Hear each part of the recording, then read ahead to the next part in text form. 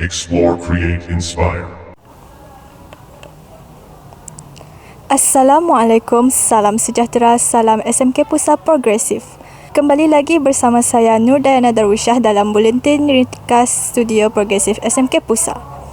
Pada pagi ini, 29 April 2026, berlangsungnya gimik pelancaran galakan membaca dan program nilam bagi sesi 2026. Mari kita sama-sama saksikan tentatif program ini. Membaca merupakan satu amalan yang sangat penting. Melalui membaca, kita dapat menambah ilmu pengetahuan, meningkatkan kemahiran berfikir serta meluaskan pandangan tentang dunia di sekeliling kita. Kelas sekolah kita yang kena menang. Kena SMK Pusat dapat Baca tak berbahasa untuk harap teman sejati. Wah, berada di dalam taman, jadi masih anak besar. Mana anak dapat berteman, kita membaca sepanjang masa. Sekian, terima kasih. Kita seharusnya mengambil peluang ini untuk menjadikan membaca sebagai satu tabiat harian. Tidak kira sama ada membaca buku cerita, majalah, akhbar atau bahan digital. Semuanya dapat memberi manfaat kepada kita. Jadikanlah membaca sebagai budaya hidup kita agar kita dapat mencapai kejayaan yang cemerlang pada masa hadapan.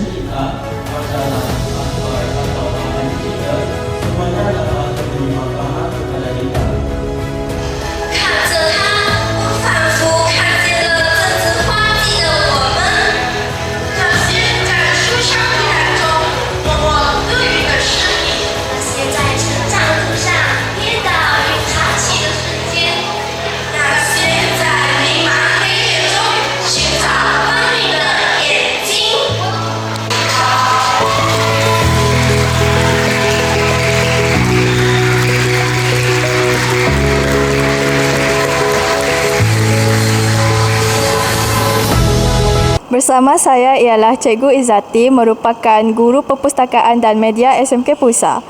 Cikgu, izinkan saya mengemukakan satu soalan, iaitu apakah aktiviti yang akan dijalankan dalam kempen galakan membaca bagi sesi 2026 ini?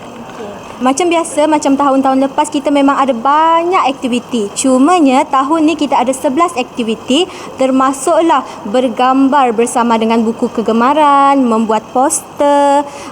Selain itu kita ada resensi bersama dengan guru bahasa Melayu dan bahasa Inggeris. Dan ada satu lagi aktiviti yang baharu, iaitu kita ada sudut bacaan di rumah. Di mana ibu bapa ni diorang akan bekerjasama dengan cikgu untuk memantau pembacaan anak-anak di rumah lah. Itu sahaja. Terima kasih Cikgu.